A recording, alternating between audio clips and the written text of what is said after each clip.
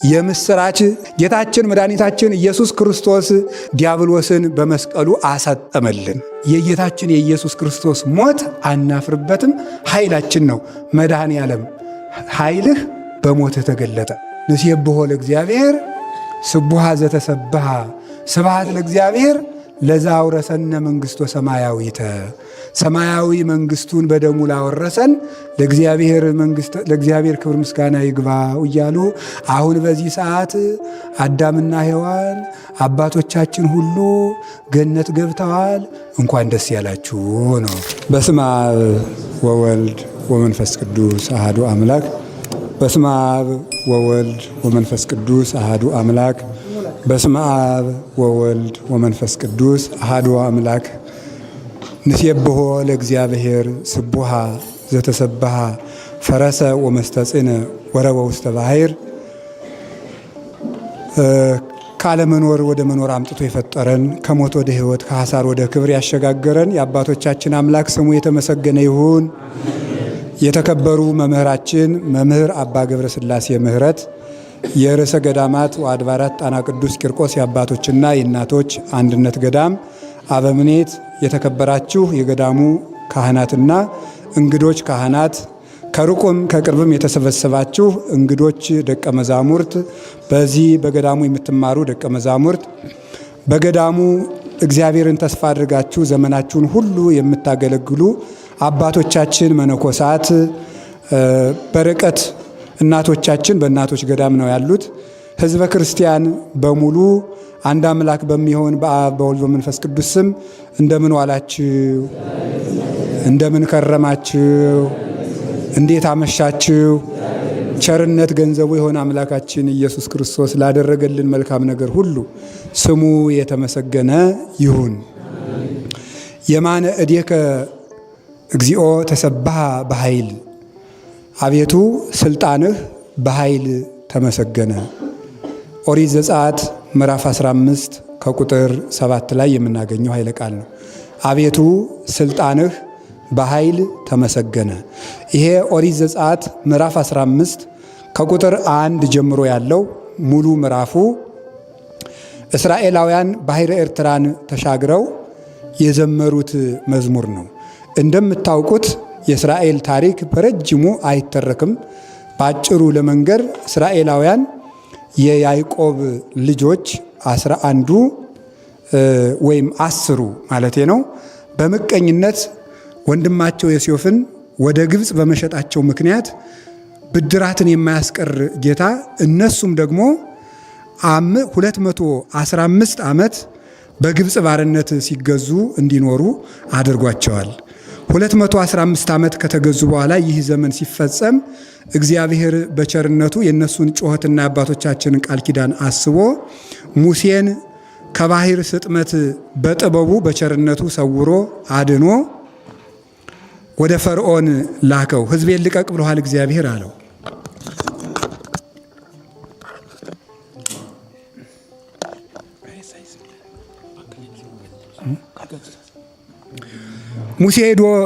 ሙሴ ሂዶ ፈርዖንን እግዚአብሔር ሕዝቤን ልቀቅ ብሎሃል አለው።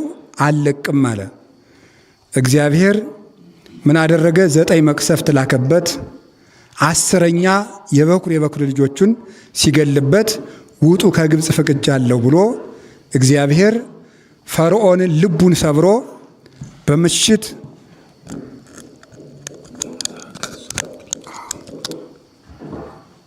በግ አርደው እስራኤል በምሽት በግ አርደው ጫማ ለብሰው ኩፌት ደፍተው ምርኩዝ ይዘው ተቻኩለው በጉን እንዲበሉትና የበጉን ደም መቃኑ የበሩን መቃን እንዲቀቡት እግዚአብሔር አዘዛቸው።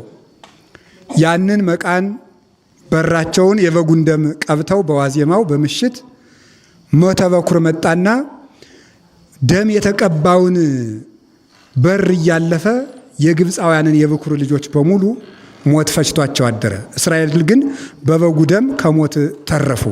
በመነጋው ፈርዖን ይሄማ ጨርሶ ሊፈጀኝ አይደል ብሎ ሂዱ ፈቅጃለሁ ብሎ ሰደዳቸው። ከወጡ በኋላ እንደገና ቆርቁሮት እስራኤል ከወጡ በኋላ ሰረገላውን አስጭኖ ሰራዊቱን ሰብስቦ በፈረስ ሆኖ ሄደ። እስራኤላውያን ባሕረ ኤርትራ ሲደርሱ እንደምታውቁት ባሕረ ኤርትራ ግጥም ብላ ሞልታለች። በተጨነቁ ጊዜ እግዚአብሔር ወደ ሙሴ አመለከተ። እግዚአብሔርም ዝብጣ ለባሕር በበትርከ ባሕሩን በበትር ምታው አለው። በዚያ በትር ሙሴ ባሕሩን ሲመታው ባሕሩ ተከፈለላቸው። ማይሰሎሙ አረፍት በይምን ወአረፍት በጽግም ውሃው በግራና በቀኝ እንደ ግድግዳ ቆመላቸው ይላል። ወይደንን ከመተድባብ እንደ ቀስተ ደመና ግንብ መስሎ ቆሞ፣ እስራኤላውያን ግን በእግዚአብሔር ቸርነት በመካከሉ በሰላም አልፈው ሄዱ። በኋላ ፈርዖንም መንገዱ ክፍት ከሆነማ ብሎ ተካቶ ከነሰራዊቱ ገብቶ ሲጨርስ እግዚአብሔር ሙሴን ባሕሩን አሁንም በበትር ምታው አለው። በበትሩ ሲመታው ባሕሩ በፈርዖንና በሰራዊቱ ላይ ተደፈነ። ያ ተደፍኖ እስራኤል ከዳር ሆነው ይህንን አሁን እኛ በጸናጽል ያልነውን ወረቡ። ንሴብሖ ለእግዚአብሔር ስቡሃ ዘተሰባህ ፈረሰ ወመስተጽነ ወረወ ውስተ ባሕር ሰረገላቲሁ ለፈርዖን። ምስጉን የሆነ የተመሰገነ እግዚአብሔርን እናመሰግነዋለን። የተመሰገነ እግዚአብሔር ያሉት ለምንድን ነው? ሰውን ሀብታም ነህ ቢሉት ድህነት ይገኝበታል። ጻድቅ ነህ ቢሉት ውሸት ይገኝበታል። ንጹሕ ነህ ቢሉት ኃጢአት ርኩሰት ይገኝበታል። ኃያል ነህ ቢሉት ድካም ይገኝበታል። እግዚአብሔር ግን በእርግጥ በሚገባ የሚመሰገን አምላካችንን እናመሰግነው።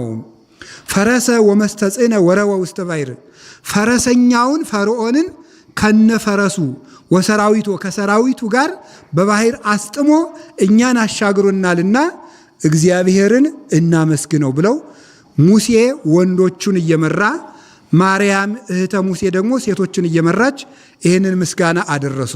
ከዚያ በኋላ መሃል ላይ ምን አሉ መስላችሁ? የማነ እዴከ እግዚኦ ተሰባህ በኃይል፣ አቤቱ ስልጣንህ በኃይል ተመሰገነ። ፈጣሪያችን የብረት ሰረገላ ይዞ የሚከተለውን ፈርዖንን በምን ኃይላችን እንዋጋው ነበር? ከጎበዙ ጎበዝ የለን፣ ከንጉሱ ንጉስ የለን፣ ከሰራዊቱ ሰራዊት የለን፣ ከኃይሉ ኃይል የለን። ያለን በስደት የምንኖረው ጭቃ ስናቦካ ኖራ ስንረግጥ በምን ኃይላችን የአንድ ሀገር ሕዝብ ተዋግተን እንወጣ ነበረ? አንተ ግን በኃይልህ ፈርዖንን አስጥመህ ታምር አድርገህ ስልጣንህ በዚህ ተመሰገነ ብለው አመሰገኑት። እስራኤልን ከግብፅ ያወጣ ፈርዖንን ያሰጠመ ለሕዝቡ ረፍት የሰጠ እግዚአብሔር ስሙ የተመሰገነ ይሁን። ወደ ሐዲስ ኪዳን ላምጣውና በሰላም ወደ ቤታችን እንሄዳለን። ምን ማለት ይመስላችኋል? ባጭሩ ግብፅ ማለት ሲኦል የምትወክል ናት። እስራኤል ግብፅ ወረዱ ማለት አዳም ከነ ልጆቹ የሲኦል ሲሳይ ሆነን ነበር እኛ እስከ ዛሬቱ ዕለት እስከ ዓርብ ድረስ ማለት ነው። ከአዳም እስከ ሙሴ ያሉትን ሁሉ ሞት ገዛቸው እንዳለ ቅዱስ ጳውሎስ ሁላችን ለሲኦል ተሰጥተን ነበር ማለት ነው። እስራኤል ማለት የእግዚአብሔር ሕዝብ ማለት ነው። የእግዚአብሔር ሕዝብ በግብፅ ነበሩ ማለት የእግዚአብሔር ወገኖች በሲኦል ገብተን እንኖር ነበር፣ በባርነት እንኖር ነበር። ፈርዖን የተባለ ሳጥናኤል ነው። ፈርዖን ይገዛቸው ነበረ ማለት ሳጥናኤል የአዳምን ልጅ ሁሉ ይገዛ ነበር ማለት ነው።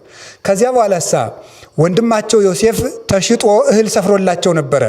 ተሽጦ እህል የሰፈረላቸው ዮሴፍ የተባለው 30 ብር ተሽጦ የነፍሳችን ሲሳይ የሰፈረልን የሕይወታችን ምግብ ኢየሱስ ክርስቶስ ነው። ሙሴ ከባህር ተጥሎ ሕፃናት ሁሉ ሲጣሉ እየተጣሉ ሲሞቱ ሙሴ ብቻ ከባህሩ ተርፎ እስራኤልን አዳናቸው። ያ ማለት ምን ማለት ነው?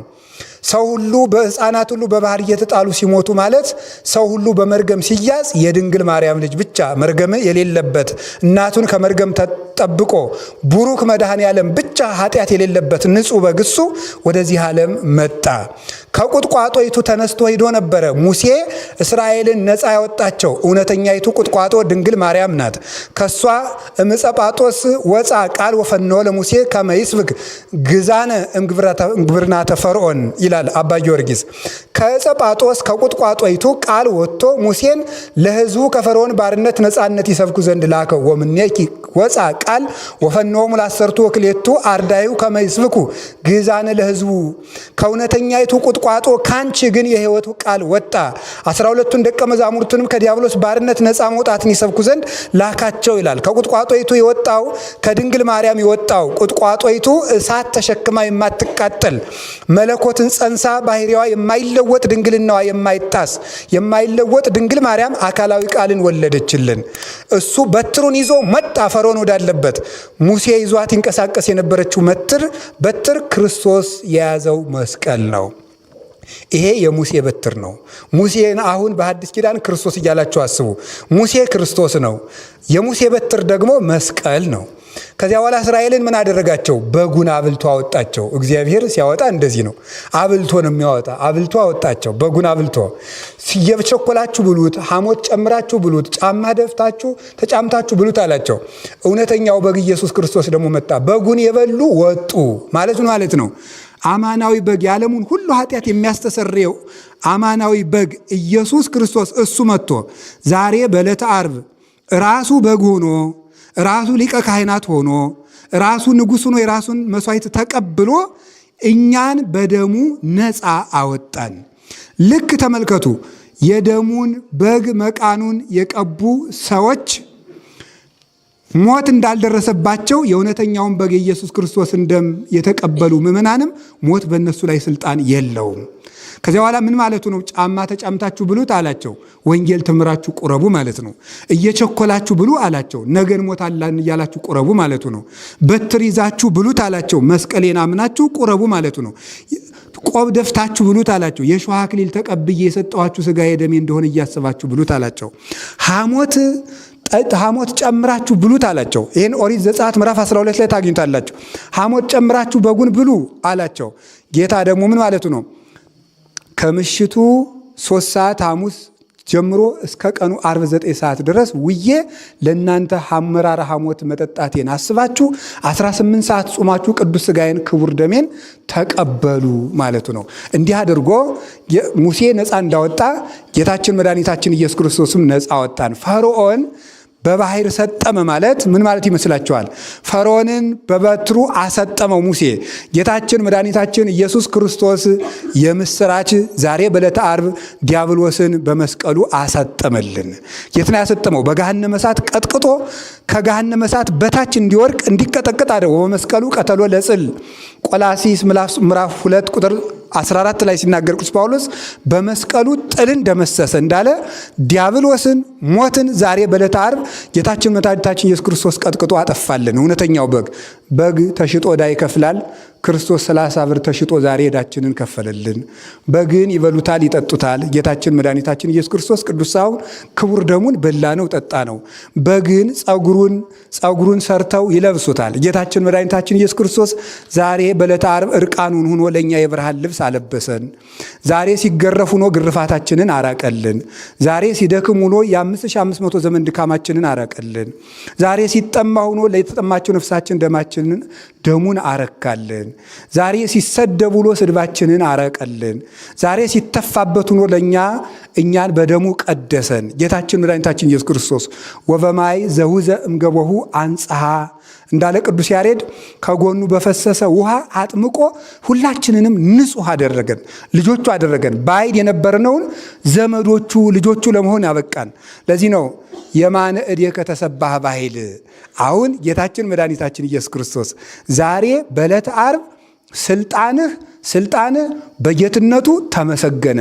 ጌታችን ኢየሱስ ክርስቶስ ስልጣንህ ዛሬ በዕለተ ዓርብ ተመሰገነ። ለምን? ከምሽቱ ሐሙስ ማታ ጀምሮ እንደ ደካማ ሰው ነበር ያደረ። እንደ ደካማ ሰው መጻ ከመበግ ይጠባህ ወይ ከሰተ አፍሁ፣ እንደ በግ ሊታረድ ተነዳ አንደበቱንም አልገለጸም እንደተባለ እሺ በጎ ብሎ በገመድ ሲጎትቱት የፊተኞቹ ሲጎትቱት ወደፊት እየወደቀ የኋለኞቹ ሲስቡት ወደ ኋላ እየወደቀ እየተንገላታ ደም ግባት እንደሌለው ዘከለሎ ለሰማይ በከዋክብት ሰማይን በኮከብ ያስጌጠ ጌታ እሱ ነውር እንዳለበት እንደ በደለኛ ሲገፋ እኛን በደሙ የቀደሰ አምላክ የረከሱትን የቀደሳቸው ያነጻቸው የጨርቁ ጫፍ ይፈስ የነበረ ደምን የገታ ጌታ እርኩስ ምራቅ በፊቱ ላይ እየተደፋበት እንደ ደካማ ዘመድ እንደሌለው የመላእክት ጌታ ሲሆን ሰራዊተ መላእክት በፊቱ እንደ ሻሽ የሚነጠፉለት ዘመድ እንደሌለው እንደ ብቸኛ ሌሊቱን ሙሉ ሲንገላታ አደረ። ኮነንዎ ለመኮንነ መኳንንት በነገስታት የሚፈርደውን ጌታ ፈረዱበት።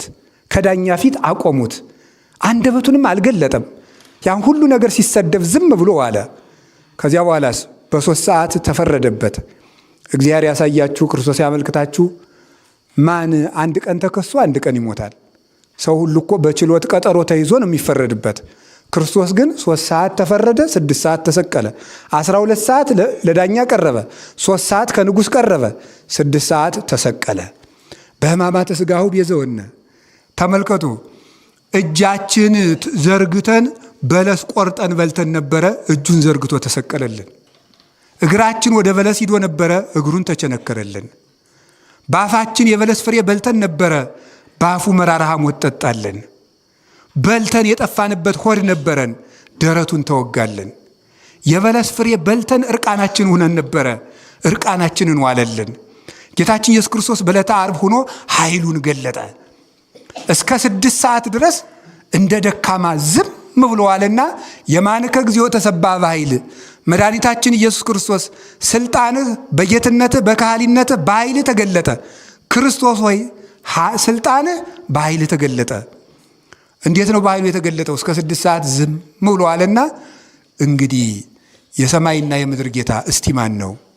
ፀሐይ ጸልመ ወወርኅ ደመ ኮነ ወከዋክብት ወድቁ ፍጡነ ከመ ይራዩ ርቃኖ ለዘአልበሶሙ ብርሃነ ይላል ሊቁ። ፀሐይን አጨለመ። ፍጡር ነህ አንተ ብለውት ነበረ። ለፍጡር ሞት ፀሐይ ይጨልማልን? አንተ ተራ ሰው ነህ ብለውት ነበረ። ለተራ ሰው ሞት ጨረቃ ደም ይለብሳልን? አንተ ኃጢአተኛ ነህ ብለውት ነበረ። ለኃጢአተኛ ሞት ከዋክብት ይረግፋሉን? ለማለት ጌታችን ኢየሱስ ክርስቶስ የሰማይ ንጉሥ መሆኑን ሰማይን በሙሉ ገዛ። እየሞተ ሰማይን የሚገዛ ኢየሱስ ክርስቶስ ነው። ክርስቶስ በሞቱ ኃይሉን ገለጠ። በሞቱ እየሞተ ሰማይን ገዛ። በምድር በቆመ ፈለግሰ ይሰጥቃ ለምድር ብሎ ዕንባቆም እንደተናገረ ከሱ የፈሰሰው ደም ታገሱ፣ ለአንድ ቀን ቢርባችሁም ቆዩ፣ የት ትደርሳላችሁ? አዎ ተረጋግታችሁ ስሙ። እንዲህ አዎ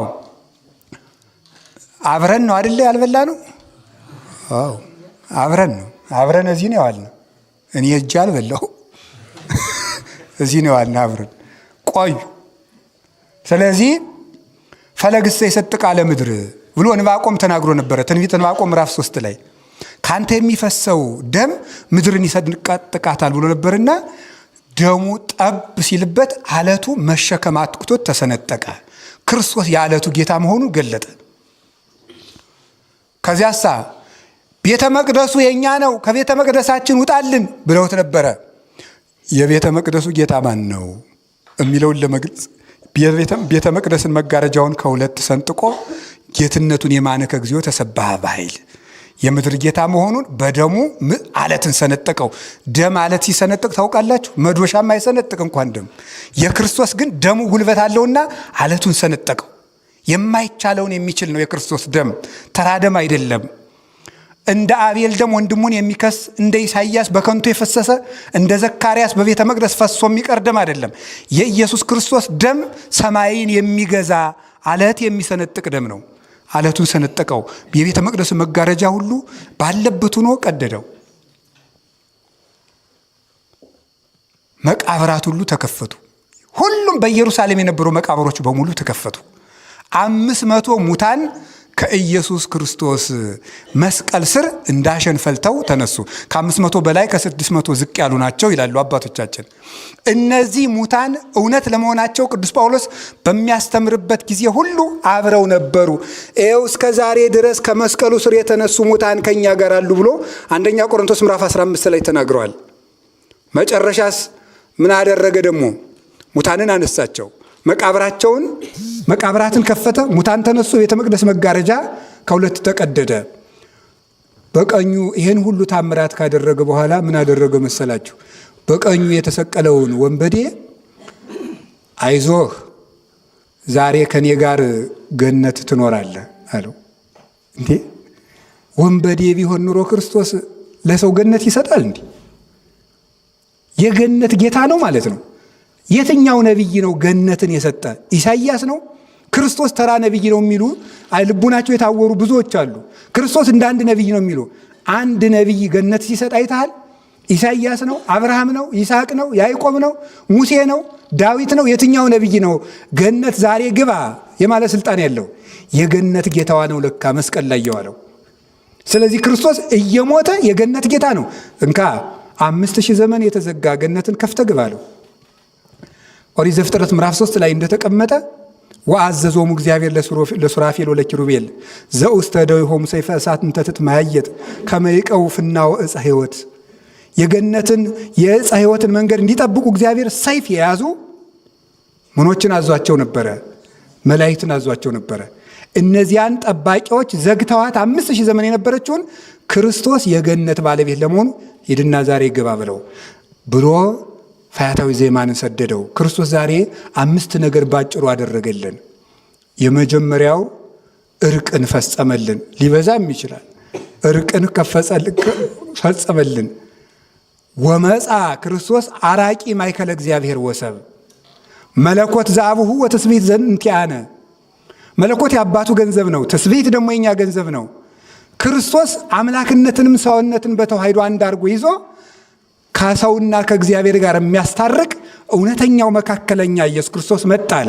መካከለኛ ማለት መለኮት ዘአቡሁ ወትስብእት እንቲአነ ማለት ነው። መለኮት የአባቱ ገንዘብ ነው፣ ትስብእት ደግሞ የኛ ገንዘብ ነው።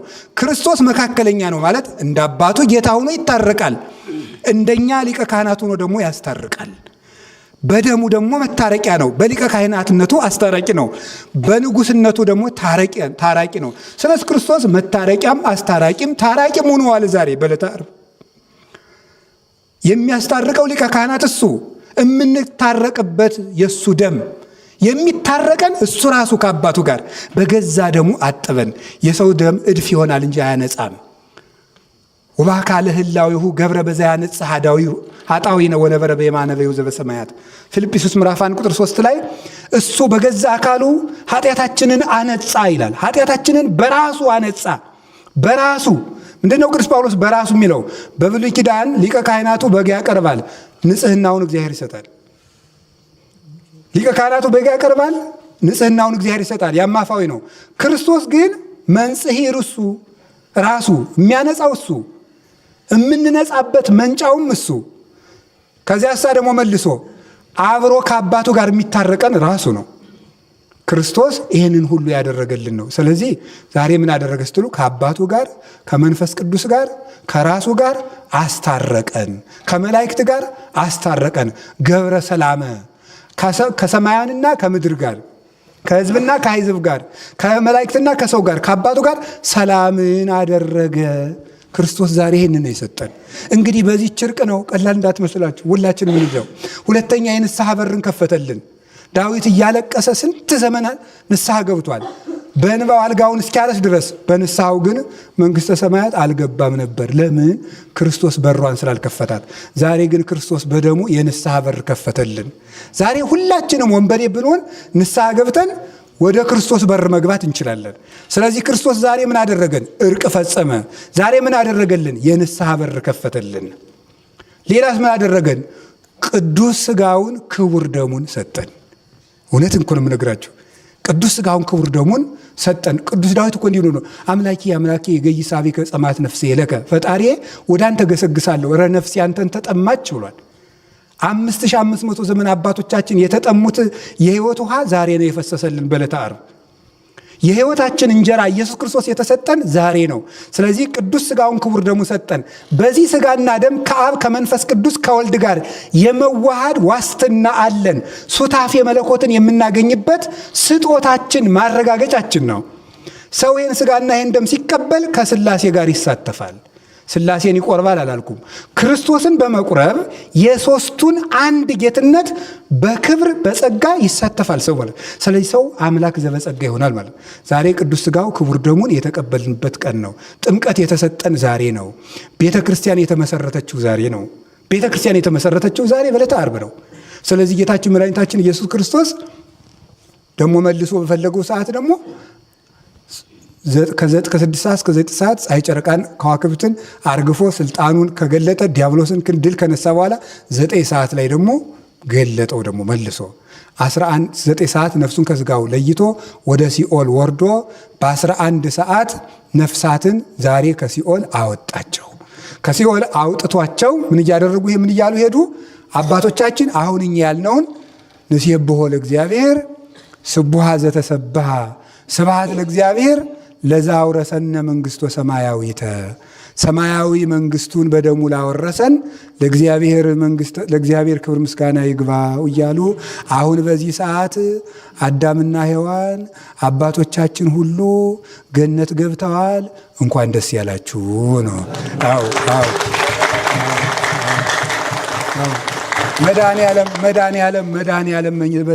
መድኃኔዓለም እኛንም በውጭ ያስቀረን፣ እኛንም ለመንግስቱ ያብቃን። እዚህ የደከማችሁትን ሁሉ የቅዱስ ቂርቆስ ረድኤት ይከተላችሁ፣ ድካማችሁን ወደ ኃይል ይለውጥላችሁ። በመላው ዓለም የምትጨነቁትን ሁሉ ተስፋ ይስጣችሁ፣ የተሰደዳችሁትን ባላችሁበት ይጠብቃችሁ፣ መናንያኑን ያስፈጽምልን፣ ደቀ መዛሙርቱን ይግለጥላችሁ፣ ያገለገላችሁ ካህናትን ክህነታችሁን ይባርክላችሁ፣ ገዳሙን የክርስቶስ መዓዛ የሚፈስበት ያድርግልን። እስከ መጨረሻይቱ ሕቅታ ድረስ በደሙ ቀድሶ እሱን መስለን ለመኖር ያብቃን። የጌታችን የኢየሱስ ክርስቶስ ሞት አናፍርበትም፣ ኃይላችን ነው። መድኃኔዓለም ኃይልህ በሞትህ ተገለጠ። ወስብሐት ለእግዚአብሔር። በመምህራችን ላይ አድሮ የመከረን ያስተማረን እግዚአብሔር ስሙ ለዘላለም የተመሰገነ ይሁን። እግዚአብሔር አምላካችን ከሲኦል ነፍሳትን በርብሮ እንዳወጣ ሁላችንም የገባንበትን የገባንበት የግል ችግር የግል ሲኦል በቸርነቱ በርብሮ ያውጣን፣ መጨረሻችን ያሳምርልን። እግዚአብሔር አምላካችን መምህራችን በሕይወትና በጤና ይጠብቅልን። አሁን ክርስቶስን ራሱን ተሰቅሎ ፊት ለፊት ነው ያሳዩንና እግዚአብሔር አይነ ልቡናችን ከእግረ መስቀሉ አቁመን የመስቀሉ ተሳታፊ እንድንሆን አምላከ ቅዱሳን ይርዳን። ሳምንቱን በሙሉ ላባችሁ እየወረደ በመስቀሉ በመከራው መስላችሁታል። በትንሣኤው እንድንመስለው አምላከ ቅዱሳን መልካም ፈቃዱ ይሁንልን። ሰላም የዋለ ሰላም ያሳድረን፣ ለብርሃነ ትንሣኤው በሰላም ያድርሰን። አምላካችን አቡነ ዘበሰማያት